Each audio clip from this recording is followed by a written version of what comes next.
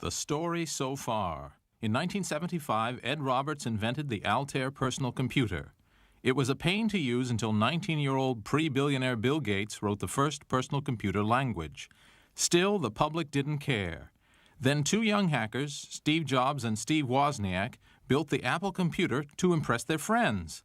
We were all impressed, and Apple was a stunning success. By 1980, the PC market was worth $1 billion. Now, view on.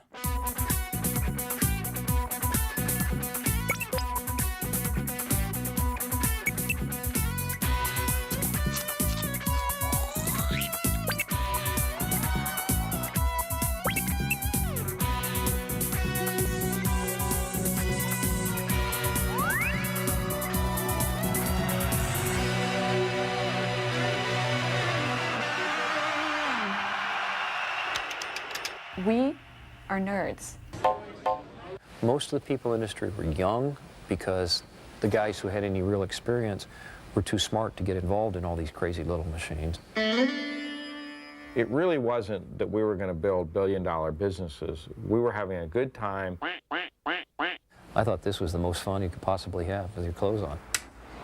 When the personal computer was invented more than 20 years ago, it was just that, an invention. It wasn't a business. These were hobbyists who built these machines and wrote this software to have fun. But that has really changed. And now this is a business. This is a big business. Power Center! It just goes to show you that people can be bought. If you're really an exciting on... Thank you. I want to see a blue Laurel Motors. If you got that... How the personal computer industry grew from 0 to 100 million units is an amazing story. And it wasn't just those early funky companies of nerds and hackers like Apple that made it happen. Most of this transformation from hobby to big business can be linked to 3 letters: IBM. IBM was and is an American business phenomenon. Over 60 years, Tom Watson and his son, Tom Jr., built what their workers called Big Blue into the top computer company in the world. But IBM made mainframe computers for large companies, not personal computers, at least not yet. For the PC to be taken seriously by big business, the nerds of Silicon Valley had to meet the suits of corporate America. IBM never fired anyone, requiring only undying loyalty to the company and a strict dress code. IBM hired conservative hard workers straight from school. Few IBMers were at the Summer of Love. Their turn-ons were giant mainframes and corporate responsibility. They worked 9 to 5 and on Saturdays washed the car.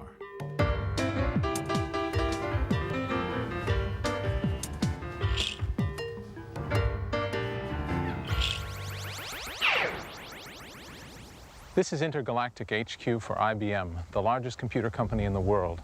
But in many ways, IBM is really more a country than it is a company. It has hundreds of thousands of citizens, it has a bureaucracy, it has an entire culture. Everything, in fact, but an army.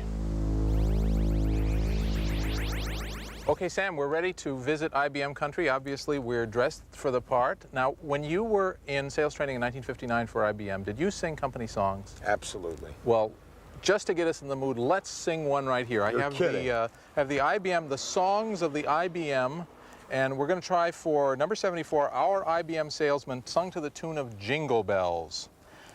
IBM, happy men smiling all the way. Oh, what fun it is to sell our products night and day. IBM, Watson men, partners of TJ. In his service to mankind, that's why we are so gay. Now, gay didn't mean what it means today then. Remember that. Right. Okay? Okay, let's go. Okay. I guess it was okay. Perfect. Yeah. When I started at IBM, there was a dress code. That was an informal oral code of white shirts. You couldn't wear anything but a white shirt, generally with a starch collar. I remember attending my first class, and a gentleman said to me as we were entering the the building, "Are you an IBMer?" And I said, "Yes." He had a three-piece suit on, vests were of the Vogue, and he said, "Could you just lift your pants leg, please?" I said, "What?" And before I knew it, he had lifted my pants leg, and he said, "You're not wearing any garters." I said, "What?" He said, "Your socks, they're not pulled tight to the top. You need garters." And sure enough, I had to go get garters. IBM is like Switzerland, conservative, a little dull, yet prosperous. It has committees to verify each decision.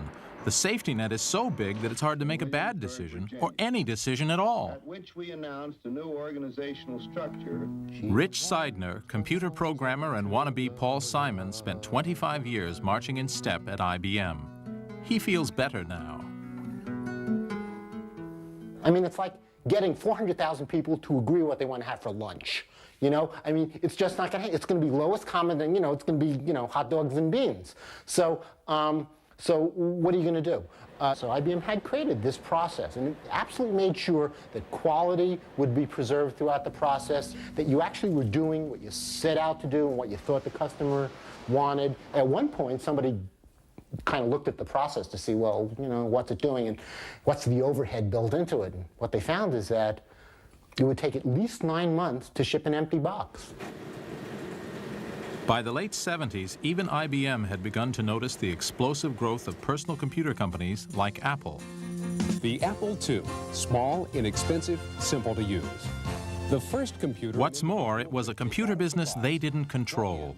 In 1980, IBM decided they wanted a piece of this action.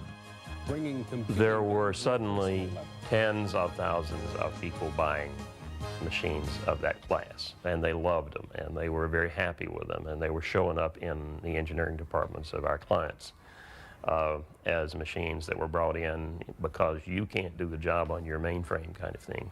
JB wanted to know why I'm doing better than all the other managers. It's no secret. I have an Apple. Sure, there's a big computer 3 flights down, but it won't test my options, do my charts, or edit my reports like my Apple. People who'd gotten it were religious fanatics about them.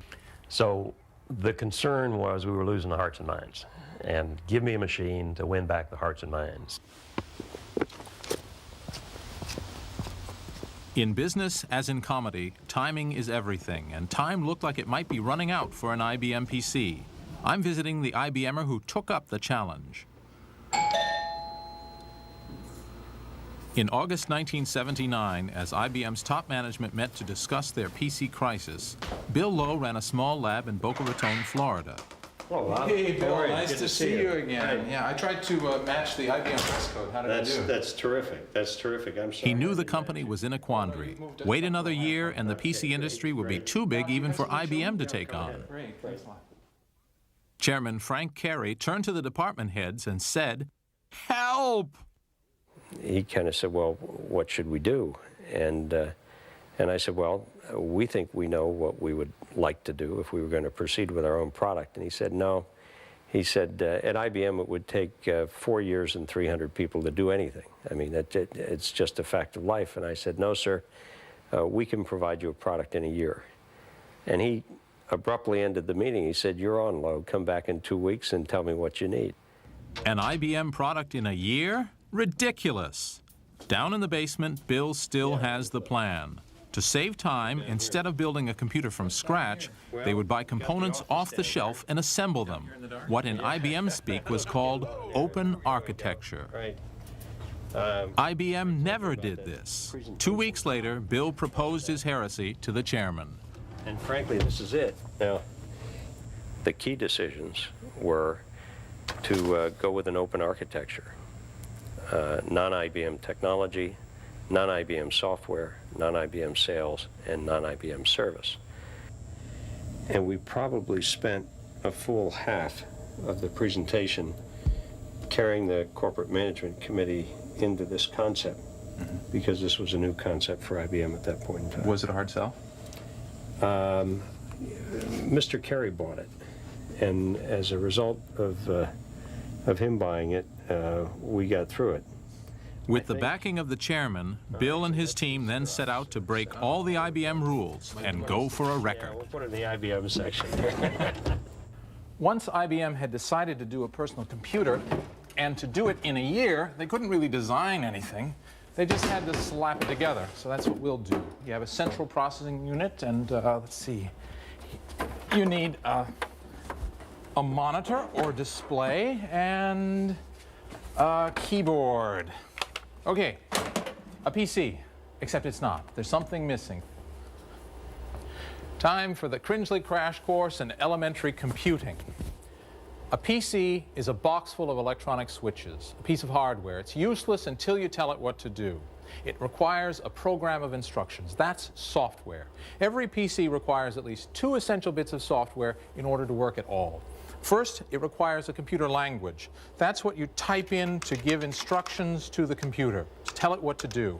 Remember, it was a computer language called BASIC that Paul Allen and Bill Gates adapted to the Altair, the first PC.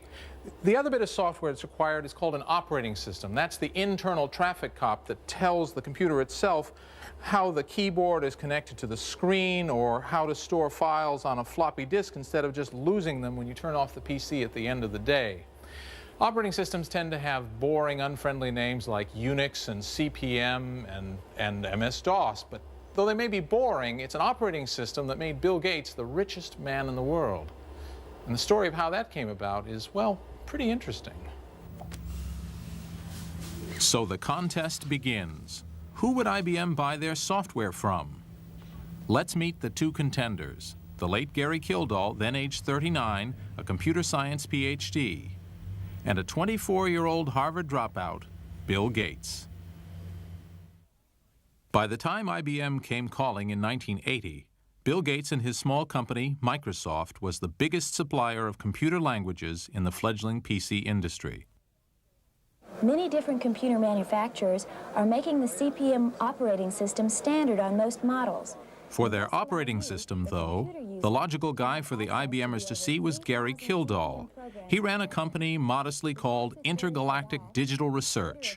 Gary had invented the PC's first operating system, called CPM. He'd already sold 600,000 of them, so he was the big cheese of operating systems. In the early 70s, I had a need for an operating system myself, and it just was a very natural thing to write, and it turns out other people had a need for an operating system like that. And so it was a very natural thing. I wrote it for my own use, and then started selling it. In Gary's mind, it was the dominant thing, and it would always be the dominant because, you know, Bill did languages and Gary did operating systems. And he really honestly believed that would never change. But what would change the balance of power in this young industry was the characters of the 2 protagonists. So I knew Gary back when he was an assistant professor at Monterey Post Grad School, and I was simply a grad student. And went down, sat in his hot tub, smoked dope with him, and thoroughly enjoyed it all, and commiserated and talked nerd stuff. He liked playing with gadgets, just like Woz did and does, just like I did and do. He wasn't really interested in how you drive the business. He worked on projects, things that interest him. He didn't go rushing off to the patent office and patent CPM and patent every line of code he could. He didn't try to just squeeze the last dollar out of it. Gary was not a fighter. Gary avoided conflict. Gary hated conflict. Bill, I don't think anyone could say, backed away from conflict. Nobody said future billionaires have to be nice guys. Here at the Microsoft Museum is a shrine to Bill's legacy. Bill Gates hardly fought his way up from the gutter. Raised in a prosperous Seattle household, his mother was a homemaker who did charity work, his father a successful lawyer. But beneath the affluence and comfort of a perfect American family, a competitive spirit ran deep. I ended up spending the Memorial Day weekend with him out on his grandmother's house on Hood Canal. She turned everything into a game. It was a very, very, very competitive environment. And if you spent the weekend there, you were part of the competition. And it didn't matter whether it was hearts or pickleball or swimming to the dock, or, you know, and there was always a reward for winning and there was always a penalty for losing. One time was funny. I went to Bill's house and he really wanted to show me his jigsaw puzzle that he was working on. And he really wanted to talk about how, like, he did this jigsaw puzzle in like 4 minutes. And like on the box, it says if you're a genius, then you would do the jigsaw puzzle in like 7. And he was into it. He's like, I can do it. And I said, no, I believe you. You don't need to break it up and do it for me. Bill Gates can be so focused that the small things in life get overlooked. If he was busy, he didn't bathe, he didn't change clothes. We were in New York, and the demo that we had crashed the evening before the announcement, and Bill worked all night with some other engineers to fix it. Well, it didn't occur to him to take 10 minutes for a shower after that. Just didn't occur to him that that was important. And he badly needed a shower that day.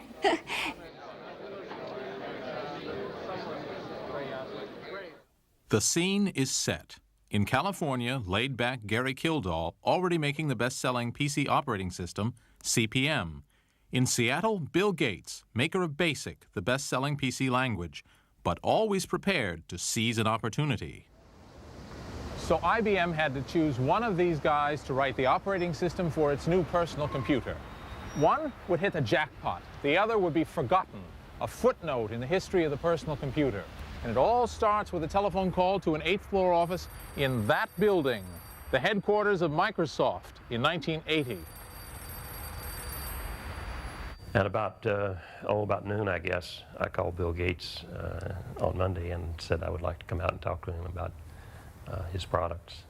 Bill said, well, how's next week? And they said, we're on an airplane, we're leaving in an hour, we'd like to be there tomorrow. Well, hallelujah, right on. Steve Ballmer was a Harvard roommate of Gates. He had just joined Microsoft and would end up its 3rd billionaire. Back then, he was the only guy in the company with business training. Both Ballmer and Gates instantly saw the importance of the IBM visit. And Bill said, Steve, you better come to the meeting. You're the only other guy here who can wear a suit. So we figured, okay, the two of us will put on suits, we'll go to this meeting. We got there roughly 2 o'clock. And we were waiting in the front, and this young fellow came out to take us back to Mr. Gates' office. I thought he was the office boy. And of course, it was Bill. He was quite decisive. We popped out the non-disclosure agreement, the letter that said that he wouldn't tell anybody we were there and that we wouldn't hear any secrets and so forth. He signed it immediately. Now, IBM didn't make it easy. You had to sign all these funny agreements that sort of said IBM could do whatever they wanted, whenever they wanted, and use your secrets however they felt. But so it took a little bit of faith. Jack Sams was looking for a package from Microsoft containing both the BASIC computer language and an operating system. But IBM hadn't done their homework. They thought we had an operating system. Because we had this soft card product that had CP/M on it, they thought we could license some CP/M for this new personal computer they told us they wanted to do. And we said, well, no, we're not in that business. And when we discovered we didn't have he didn't have the rights to do that, and that it was not, he said, but I think it's ready. I think Gary's got it ready to go. I said, well, no time like the present, call up Gary. So Bill, right there with them in the room, called Gary Kildall, Digital Research, said, Gary, I'm sending some guys down. They're going to be on the phone. Treat them right. They're important guys. The men from IBM came to this Victorian house in Pacific Grove, California, headquarters of Digital Research, headed by Gary and Dorothy Kildall.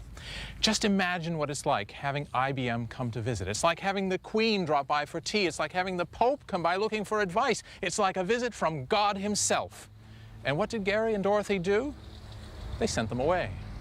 Gary had some other plans, and so he said, well, Dorothy will see you. And so we went down, the 3 of us. IBM showed up with an IBM non-disclosure, and Dorothy made a decision which I think it's easy in retrospect to say was dumb. Well, we popped out our letter that said, please don't tell anybody we're here, and we don't want to hear anything confidential. And she read it, and she said, I can't sign this. She did what her job was. She got the lawyer to look at the non-disclosure. The lawyer, Jerry Davis, who's still in Monterey, threw up on this non-disclosure. It was uncomfortable for IBM. They weren't used to waiting, and it was an unfortunate situation. Here you are in a tiny Victorian house that's overrun with people and chaotic. And so we spent the whole day in Pacific Grove debating with them and with our attorneys and her attorneys and everybody else about whether or not she could even talk to us about talking to us. And we left. This is the moment Digital Research dropped the ball. IBM, distinctly unimpressed with their reception, went back to Microsoft. Bill Gates isn't the man to give a rival a second chance. He saw the opportunity of a lifetime. Digital Research didn't seize that, and we knew it was essential. If somebody didn't do it, the project was going to fall apart. So we just got carried away and said, look, we can't afford to lose the language business. That was the initial thought. We can't afford to have IBM not go forward. This is the most exciting thing that's going to happen in PCs. And we were already out on the limb because we had licensed them not only BASIC, but Fortran, COBOL, Assembler, Typing Tutor, Adventure. And basically every product the company had, we had committed to do for IBM in a very short time frame. But there was a problem. IBM needed an operating system fast, and Microsoft didn't have one. What they did have was a stroke of luck, the ingredient everyone needs to be a billionaire. Unbelievably, the solution was just across town. Paul Allen, Gates' programming partner since high school, had found another operating system. There's a local company here in Seattle called Seattle Computer Products, a guy named Tim Patterson, and he had done an operating system, very rudimentary operating system that was kind of like CP/M. And we just told IBM, look, we'll go get this operating system from the small local company, we'll take care of it, we'll fix it up, and you can still do a PC.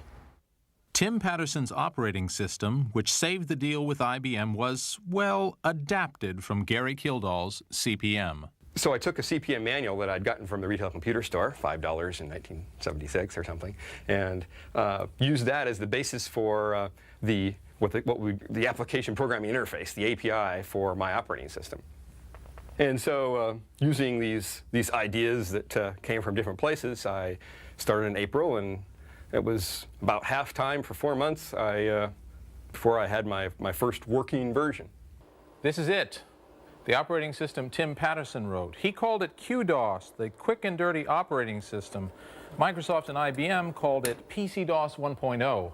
And under any name, it looks an awful lot like CP/M.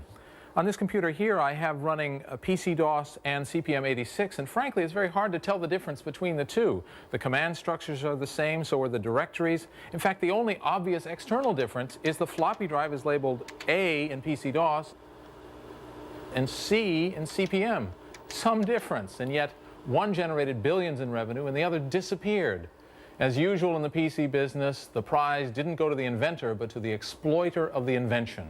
In this case, that wasn't Gary Kildall. It wasn't even Tim Patterson. There was still one problem. Tim Patterson worked for Seattle Computer Products, or SCP. They still owned the rights to QDOS, rights that Microsoft had to have. But then we went back and said to them, look, we want to buy this thing. And SCP was, like most little companies, they, always needed cash, and so that was when they went into the negotiation. And so ended up working out a deal to buy the operating system from him for whatever usage we wanted for $50,000. Hey, let's pause there to savor an historic moment. For whatever usage we wanted for $50,000. It had to be the deal of the century, if not the millennium. It was certainly the deal that made Bill Gates and Paul Allen multi-billionaires and allowed Paul Allen to buy toys like these, his own NBA basketball team and arena. Microsoft bought outright for $50,000 the operating system they needed, and they turned around and licensed it to the world for up to $50 per PC. Think of it, 100 million personal computers running MS-DOS software funneling billions into Microsoft, a company that back then was 50 kids managed by a 25-year-old who needed to wash his hair. Nice work if you can get it, and Microsoft got it. There are no two places further apart in the USA than southeastern Florida and Washington State, where Microsoft is based. This is Florida, Boca Raton, and this building right here is where the IBM PC was developed. Here, the nerds from Seattle joined forces with the suits of corporate America, and in that first honeymoon year, they pulled off a fantastic achievement. after we got a package in the mail from the people down in Florida. As August 1981 approached, the deadline for the launch of the IBM Acorn, the PC industry held its breath. Supposedly, maybe at this very moment, IBM is announcing their personal computer. We don't know that yet. In companies across America, software writers like Dan Bricklin, the creator of the first spreadsheet, waited with his staff for news of the announcement. This is a moment of PC history. IBM secrecy had codenamed the PC the Floridian Project. Everyone in the PC business knew IBM would change their world forever. They also knew that if their software was on the IBM PC, they would make fortunes. Note that the attached information is not to be disclosed prior to any public announcement. It's on the ticker. It's on the ticker? Okay, so now you can tell people. What we're watching are the first few seconds of a $100 billion industry. Years of thinking big, today IBM came up with something small. Computer. Big Blue is looking for a slice of Apple's market share. IBM like bits and bytes mean nothing. Try this word. Money. Now they're going to sell $1,000 computers to millions IBM of customers. wants a piece of the pie. I have seen the future, said one analyst, and it computes. Today, an IBM computer has reached a personal stage. Nobody was ever fired for buying IBM. Now companies could put PCs with a name they trusted on desks from Wall's End to Wall Street. What IBM said was, it's okay, corporate America, for you to now start buying and using PCs.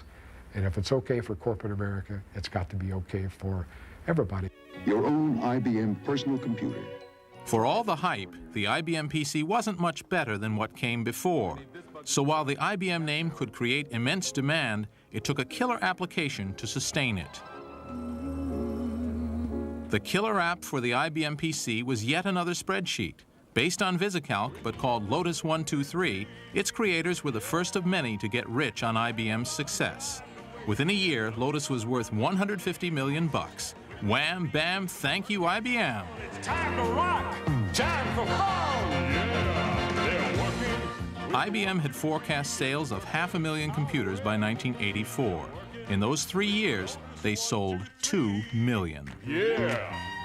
Euphoric, I guess is the right word. Everybody was believed that they were not going to, at that point, 2 million or 3 million, you know, they were now thinking in terms of 100 million. I mean, they were probably off the scale in the other direction.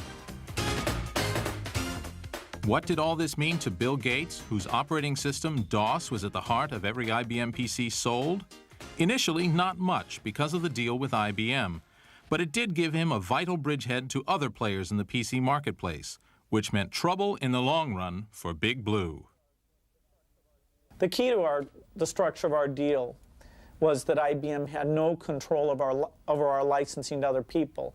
And the lesson of the computer industry in mainframes was that over time people built compatible machines or clones, whatever term you want to use. And so really the primary upside on the deal we had with IBM, because they had a fixed fee, we got about $80,000, and we got some other money for some special work we did, but no royalty from them. And that's the DOS in BASIC as well. And so we were hoping a lot of other people would come along and do compatible machines.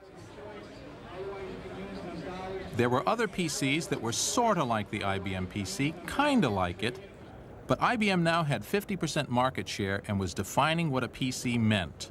What the public wanted was IBM PCs. So to be successful, other manufacturers would have to build computers exactly like the IBM. They wanted to copy the IBM PC, to clone it. How could they do that legally? Well, welcome to the world of reverse engineering.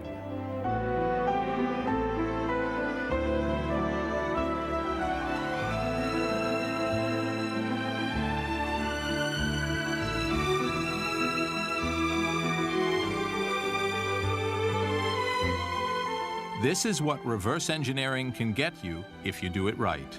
Well, the thing about Texas...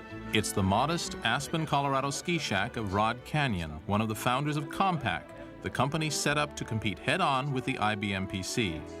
Back in 1982, Rod and 3 fellow engineers from Texas Instruments sketched out a computer design on a placemat at the House of Pies restaurant in Houston, Texas. They decided to manufacture and market a portable version of the IBM PC using the curious technique of reverse engineering.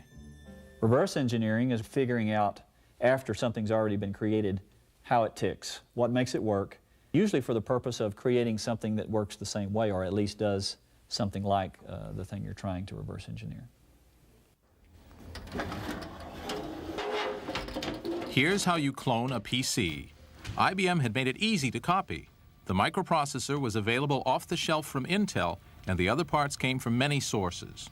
Only one part was IBM's alone, a vital chip that connected the hardware with the software.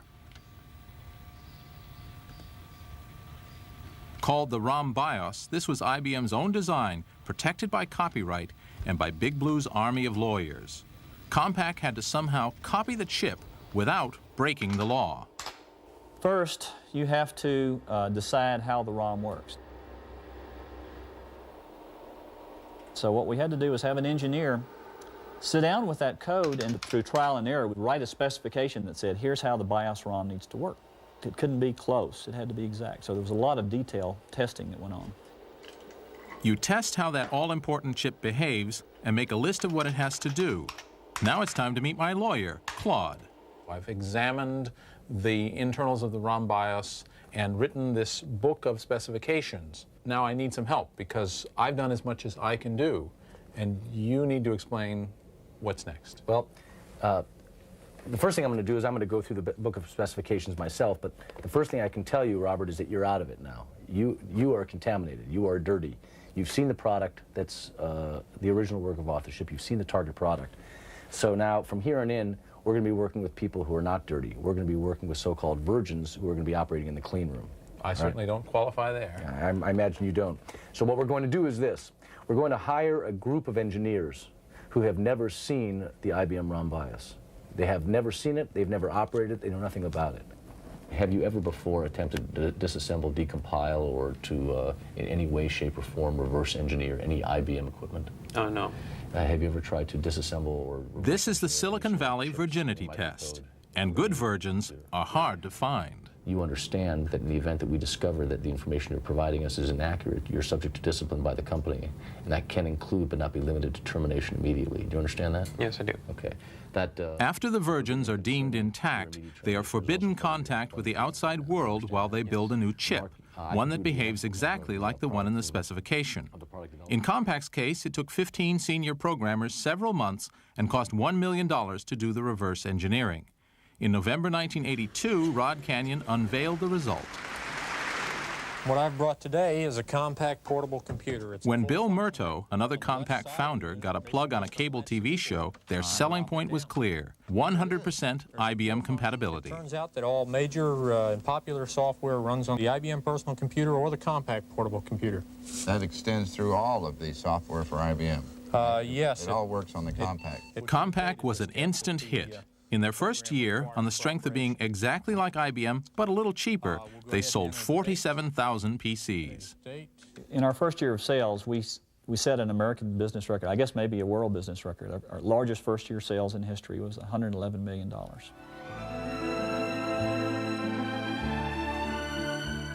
So Rod Canyon ends up in Aspen, famous for having the most expensive real estate in America.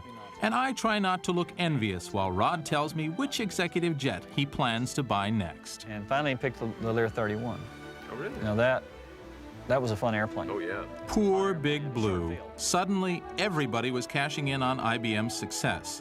The most obvious winner at first was Intel, maker of the PC's microprocessor chip. Intel was selling chips like hotcakes to clone makers and making them smaller, quicker, and cheaper. This was unheard of. What kind of an industry had Big Blue gotten themselves into? Things get less expensive every year. People aren't used to that in general. I mean, you buy a new car, you buy one now, 4 years later, go buy one, it costs more than the one you bought before. Here, this magical piece of an industry. You go buy one later, it costs less. And it does more. What a wonderful thing. But it causes some funny things to occur when you think about an industry where prices are coming down. where you have to sell it and use it right now, because if you wait later, it's worth less. Where Compaq led, others soon followed. IBM was now facing dozens of rivals. Soon-to-be familiar names began to appear, like Amstrad, AST, and Dell. It was getting spectacularly easy to build a clone. You could get everything off the shelf, including a guaranteed virgin ROM BIOS chip. Each new clone maker, free of IBM's big overhead, took another bite out of Big Blue's business. Well, they really hit with a vengeance in '85. The prices were going down on the competitive products at about 30% every 6 months. Terror would be a good, a good phrase. Terror? Oh, of course. I mean, it was getting. I mean, we were able to sell a lot of products, but it was getting difficult to make money. And where did every clone maker buy his operating system? Microsoft, of course. By the mid-'80s, it was boom time for Bill. The teenage entrepreneur had predicted a PC on every desk and in every home running Microsoft software. It was actually coming true. As Microsoft mushroomed, there was no way that Bill Gates could personally dominate thousands of employees. But that didn't stop him. He still had a need to be both industry titan and top programmer. So he had to come up with a whole new corporate culture for Microsoft. He had to find a way to satisfy both his adolescent need to dominate and his adult need to inspire. From the beginning, Microsoft recruited straight out of college. They chose people who had no experience of life in other companies. In time, they'd be called microserfs. And so a lot of young, I say people, but mostly it was young men who just were out of school, saw him as this incredible role model or leader, almost a guru, I guess. And they could sit and spend hours with him, and he valued their contributions, and there was just a wonderful camaraderie that seemed to exist between all these young men and Bill.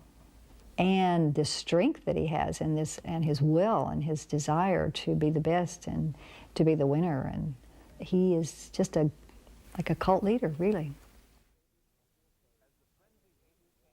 As the frenzied '80s came to a close, IBM reached a watershed. They had created an open PC architecture that anyone could copy. This was intentional, but IBM always thought their inside track would keep them ahead. Wrong. IBM's glacial pace and high overhead put them at a disadvantage to the leaner clone makers. Everything was turning into a nightmare as IBM lost its dominant market share. So in a big gamble, they staked their PC future to a new system, a new line of computers with proprietary closed hardware and their very own operating system. It was war. Start planning for Operating System 2 today. IBM planned to steal the market from Gates with a brand new operating system called, drumroll please, OS/2. IBM would design OS/2, yet they asked Microsoft to write the code. Why would Microsoft help create what was intended to be the instrument of their own destruction? Because Microsoft knew IBM was the source of their success, and they would tolerate almost anything to stay close to Big Blue. It was just part of, as we used to call it at the time, riding the bear.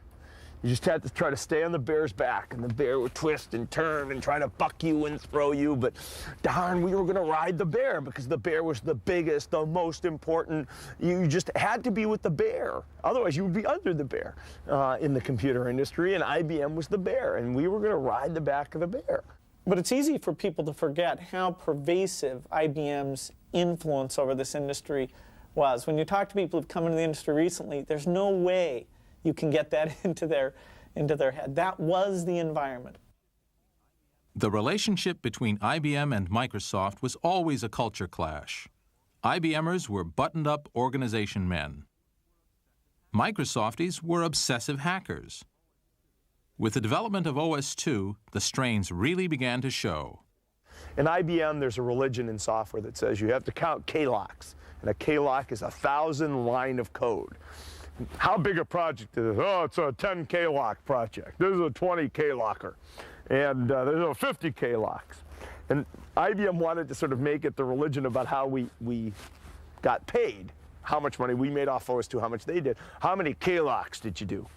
And we kept trying to convince them, hey, if we have a developer who's got a good idea and he can get something done in 4 K-locks instead of 20 K-locks, Should we make less money? Because he's made something smaller and faster, less clocks. Oh, K-locks, that's the methodology. Yeah, anyway, it almost makes my back just crinkle up at the thought of the whole thing. When I took over in '89, there was an enormous amount of resources working on OS/2, both in Microsoft and the IBM company. Bill Gates and I met on that several times. And we pretty quickly came to the conclusion together that that was not going to be a success the way it was being managed. It was also pretty clear that the negotiations and the contracts had given most of that control to Microsoft's. It was no longer just a question of styles. There was now a clear conflict of business interest. OS/2 was planned to undermine the clone market, where DOS was still Microsoft's major moneymaker. Microsoft was DOS, but Microsoft was helping develop the opposition? Bad idea. To keep DOS competitive, Gates had been pouring resources into a new program called Windows. It was designed to provide a nice, user-friendly facade to boring old DOS. Selling it was another job for shy, retiring Steve Ballmer. How much do you think this advanced operating environment is worth? Wait just 1 minute before you answer. Watch as Windows integrates Lotus 123 with Miami Vice. Now we can take this for... Just as Bill Gates saw OS/2 as a threat, IBM regarded Windows as another attempt by Microsoft to hold on to the operating system business. We created Windows in parallel. We kept saying to IBM, hey, Windows is the way to go, graphics is the way to go. And we got virtually everyone else enthused about Windows. So that was a divergence that we kept thinking we could get IBM to come around on. It was clear that IBM had a different vision of its relationship with Microsoft than Microsoft had of its vision with IBM. Is that Microsoft's fault? You know, maybe some, but IBM's not blameless there either. So I don't view any of that as anything but just poor business on IBM's part. Bill Gates is a very disciplined guy. He puts aside everything he wants to read and twice a year goes away for secluded reading weeks. The decisive moment in the Microsoft-IBM relationship came during just such a retreat. In front of a log fire, Bill concluded that it was no longer in Microsoft's long-term interest to blindly follow IBM. If Bill had to choose between OS/2, IBM's new operating system, and Windows, he'd choose Windows. We said, ooh, IBM's probably not going to like this. This is going to threaten OS/2. Now, we told them about it. Right away, we told them about it. But we still did it. They didn't like it. We told them about it. We told them about it. We offered to license it to them. We always thought the best thing to do is to try and combine IBM promoting the software with us doing the engineering. And so it was only when they broke off communication and decided to go their own way that we thought, okay, we're on our own. And that was definitely very, very scary. And we were in a major negotiation in early 1990, right before the Windows launch. We wanted to have IBM on stage with us to launch Windows 3.0, but they wouldn't do the kind of deal that would allow us to profit. It would allow them essentially to take over Windows from us, and we walked away from the deal. Switch to CD-ROM. Jack Sams, who started IBM's relationship with Microsoft with that first call to Bill Gates in 1980, could only look on as the partnership disintegrated. Then they, at that point, I think they agreed to disagree on the future progress of OS/2 and Windows. And internally, we were told, thou shalt not ship any more products on Windows. And about that time, I got the opportunity to take early retirement, so I did.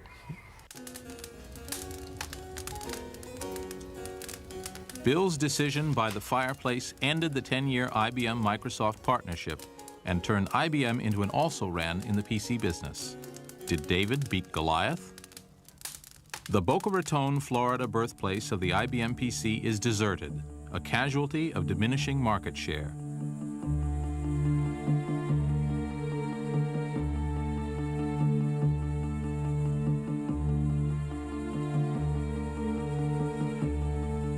Today, IBM is again what it was before, a profitable, dominant mainframe computer company. For a while, IBM dominated the PC market. They legitimized the PC business, created the standards most of us now use, and introduced the PC to the corporate world. But in the end, they lost out. Maybe it was to a faster, more flexible business culture. Or maybe they just threw it away. That's the view of a guy who's been competing with IBM for 20 years, Silicon Valley's most outspoken software billionaire, Larry Ellison. I think IBM made the single worst mistake in the history of enterprise on Earth. Which was? Which was the manufacturer, being the first manufacturer and distributor of the Microsoft Intel PC, which they mistakenly called the IBM PC. I mean, they were the first manufacturer and distributor of that technology. I mean, it's just simply astounding that they could basically give a third of their market value to Intel and a third of their market value to Microsoft by accident. I mean, no one, those two companies today are worth close to, approaching $100 billion. I mean, not many of us get a chance to make a $100 billion mistake. As fast as IBM abandons its buildings, Microsoft builds new ones. In 1980, IBM was 3,000 times the size of Microsoft. Though still a smaller company, today Wall Street says Microsoft is worth more. Both have faced antitrust investigations about their monopoly positions. For years, IBM defined successful American corporate culture as a machine of ordered bureaucracy. Here in the corridors of Microsoft, it's a different style. It's personal. This company, in its drive, its hunger to succeed, is a reflection of one man, its founder, Bill Gates. Bill wanted to win. Incredible desire to win and to beat other people. At Microsoft, the whole idea was that we would put people under, and unfortunately, that's happened a lot. Bill Gates is special. You wouldn't have had a Microsoft with, take a random other person like Gary Kildall. On the other hand, Bill Gates was also lucky. But Bill Gates knows that, unlike a lot of other people in the industry, and he's paranoid. Every morning he gets up and he doesn't feel secure, he feels nervous about this. They're trying hard, they're not relaxing, and that's why they're so successful. And I remember I was talking to Bill once, and I asked him what he feared, and he said that he feared growing old because, once you're beyond 30, this was his belief at the time, once you're beyond 30, you don't have as many good ideas anymore. It's like you're not as smart anymore. If you just slow down a little bit, who knows who it'll be? Probably some company that may not even exist yet, but someone else can come in and take the lead. I said, well, you're going to age. It's going to happen. It's kind of inevitable. Well, what are you going to do about it? And he said, I'm just going to hire the smartest people, and I'm just going to surround myself with all these smart people, And I thought that was kind of interesting. It was like he was like, oh, I can't be immortal, but like maybe this is the second best, and I can buy that, If you miss what's happening, then the same kind of thing that happened to IBM or many other companies could happen to Microsoft very easily. So no one's got a guaranteed position in the high technology business. And the more you think about, how could we move faster? What could we do better? Are there good ideas out there that we should be going beyond? It's important. And I wouldn't trade places with anyone, but the reason I like my job so much is we have to constantly stay on top of those things. The Windows software system that ended the alliance between Microsoft and IBM pushed Gates past all his rivals. Microsoft had been working on the software for years, but it wasn't until 1990 that they finally came up with a version that not only worked properly, it blew their rivals away. And where did the idea for this software come from? Well, not from Microsoft, of course. It came from the hippies at Apple. Lights, camera, boot up. In 1984, they made a famous TV commercial. Apple had set out to create the first user-friendly PC, just as IBM and Microsoft were starting to make a machine for businesses. When the TV commercial aired, Apple launched the Macintosh. Secure from the pests of a contradictory. The computer and the commercial were aimed directly at IBM, which the kids in Cupertino thought of as Big Brother. But Apple had targeted the wrong people. It wasn't Big Brother they should have been worrying about. It was Big Bill Gates. They shall talk themselves to death, but